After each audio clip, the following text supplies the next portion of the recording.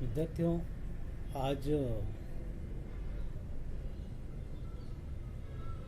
सृजनात्मक प्रक्रिया, रचनात्मक प्रक्रिया किसे कहते हैं, ये फर्स्ट ईयर के विद्यार्थियों के लिए और सेकंड ईयर के विद्यार्थियों के लिए, सभी विद्यार्थियों के लिए ये जानना आवश्यक है कि सृजनात्मक प्रक्रिया क्या है।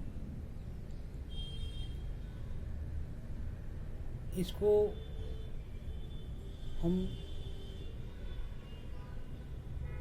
हमें क्यों समझना आवश्यक है, ये आज बताया जा रहा है। सृजन से तात्पर्य है स्वतः या सहज ज्ञान से युक्त नवीन रचना का निर्माण करना, सृजन करना, किसी भी नई कृति या नए कार्य का निर्माण करना ही सृजन है। भारतीय दृष्टिकोण में कलाकार को सृष्टा तथा उसकी कृति को, उसकी रचना को सृजन कहा गया है। कलाकार को सृष्टा तथा उसकी कृति या रचना को सृजन कहा गया है। यूरोप में भी पुनर्जागरण काल में मानवतावादी दृष्टिकोण के कारण सृजन सिद्धांत की पुष्टि की गई है। कला सृजन प्रक्रिया पर सर्वप्रथम यूनानी दार्शनिक प्लेटो ने भी विचार व्यक्त किया था। उनके मतानुसार सत्य की अनुकृति ही कला है। प्लेटो ने क्या कहा? सत्य की अनुकृति ही कला है। यानी कि नेचर में जो भी सत्य है उसकी अनुकृति ही कला है। किसी भी कला का सृजन करना मानव जीवन का एक अभिन्न अंग है। संस्कृत के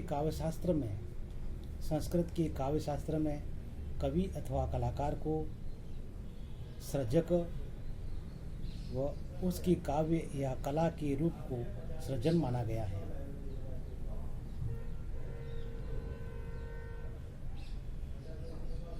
पश्चिम में पुनर्जागरण काल तक कला को सृजन न मानकर रचना माना था।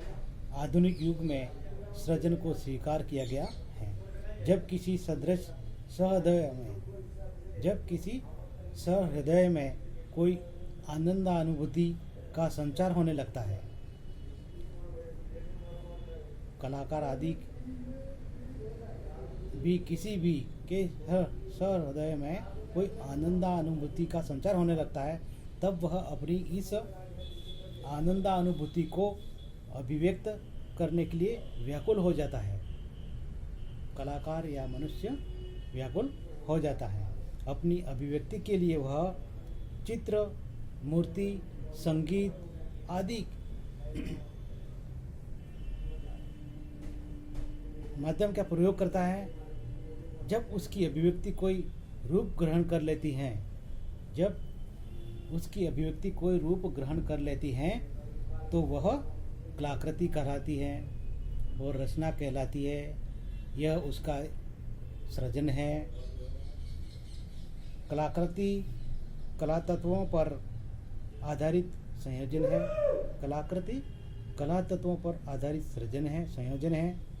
इसमें सृजनात्मक प्रक्रिया का महत्वपूर्ण स्थान है।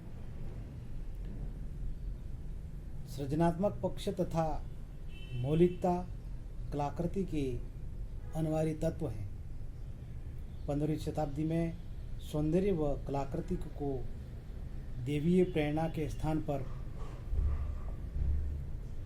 मानवीय सृजन प्रक्रिया मानने वालों में लियोनार्डो दा विंची का नाम मुख्य है। इसके मतानुसार कलाकार अनुकृति नहीं सृजन सृष्टि करता है। कलाकार अनुकृति नहीं सृजन सृष्टि करता है, ये इनका भिन्न मत है। किंतु यह ईश्वरीय सृष्टि के समान नहीं, किंतु ये ईश्वरीय सृष्टि के समान नहीं। कलाकार अनुकृति नहीं सृजन की सृष्टि तो करता है, लेकिन यह ईश्वरीय सृष्टि के समान नहीं है। कलाकार ईश्वर के समान ही मौलिकता से कार्य करता है, ईश्वर के समान ही मौलिकता से कार्य करता है। कलाकार प्रकृति की रचना करके सृष्टि करता नहीं, बल्कि पुनः सृष्टि करता है। कलाकार का चित्र ऐसी कृति है जिसमें दर्शित संसार का अस्तित्व पहले नहीं था। कलाकार कोई भी कृति का सृजन करता है, वो अपनी आनंदानुभूति के द्वारा न्यू कृति का सृजन करता है, क्योंकि ऐसा प्रकृति में कहीं विद्यमान नहीं है। कलाकार प्रकृति में जो विद्यमान है उसका भी सृजन करता है और अपनी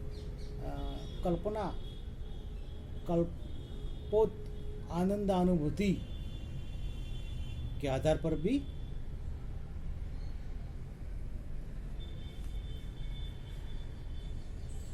रचना का निर्माण करता है, जिसमें दर्शित संसार का अस्तित्व पहले नहीं था। जैसे देवदूत, देव, किन्नर, राक्षस आदि इन तत्वों को कलाकार ने सृजनात्मक ढंग से प्रस्तुत किया है। 16वीं एवं 17वीं शताब्दी में यूरोप की कला में कल्पना को सृजन का मूल कारण माना है। कलाकार अपने चारों ओर जिस तत्व की कमी महसूस करता है उसकी कल्पना की सहायता से सृजन करता है। मानव में ये सृजनात्मक प्रवृत्तियाँ बाल्यकाल से ही देखी जा सकती हैं। यह प्रवृत्तियाँ स्वतः अथवा सहज स्फूर्त होती हैं। इन सहज प्रक्रियाओं का कला के साथ साथ शिक्षा के विकास में भी महत्वपूर्ण योगदान है। यही वजह है कि स्कूली शिक्षा से लेकर उच्च शिक्षा में भी कला का अध्ययन किया जाता है। इन प्रवृत्तियों की सहायता से कला की शिक्षा भी सहज, सरल और नैसर्गिक नेचुरल ढंग से दी जा सकती है। कला को शिक्षा के अंतर्गत एक विषय के रूप में ही नहीं लिया जा सकता, बल्कि उसका सभी विषयों में समावेश होना चाहिए, जिससे अंतःप्रेरणा व सृजनात्मकता का विकास हो।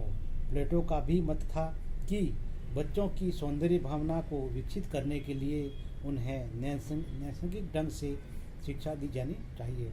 अतः कला शिक्षा को किसी सीमा में न बांधकर उसमें सृजनात्मक प्रवृत्तियों तथा मौलिक चिंतन की क्रियाओं को बढ़ावा देना चाहिए, क्योंकि इन्हीं से संपूर्ण व्यक्तित्व का विकास संभव है। इसी के द्वारा कलाकार की आत्मिक सौंदर्य की अभिव्यक्ति हो सकती है। प्रत्येक कलाकार में सृजनात्मकता जागृत करना तथा सृजनात्मक प्रवृत्तियों के द्वारा सौंदर्य अनुभूति करना अधिक महत्वपूर्ण बात है। कलाकार के लिए यह एक प्रकार की शक्ति है जिसके विकास से शारीरिक, मानसिक और ज्ञानेंद्रियों का विकास भी होता है। इसी के द्वारा कलाकार की आत्मिक सौंदर्य की अभिव्यक्ति हो सकती है। सौंदर्य भावना से बनाए गए चित्र, गाए गए गीत, कवि की रचनाएं आदि की अभिव्यक्ति में सौंदर्य पक्ष महत्वपूर्ण रूप से देखा जा सकता है।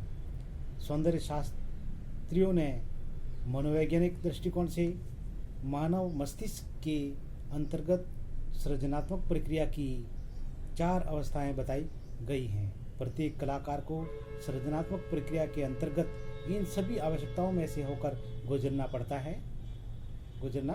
है। ये प्रक्रियाएं निम्न प्रकार से हैं। पहला है निरीक्षण या देखने की प्रक्रिया, ऑब्जर्वेशन।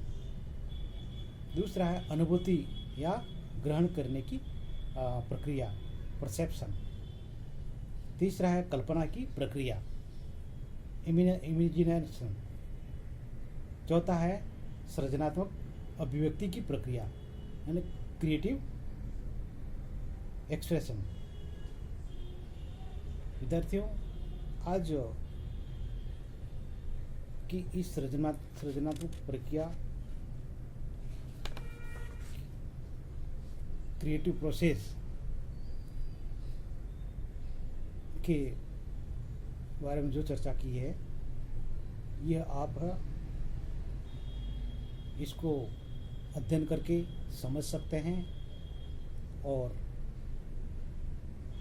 आज की कक्षा की चर्चा यहीं तक करते हैं। धन्यवाद।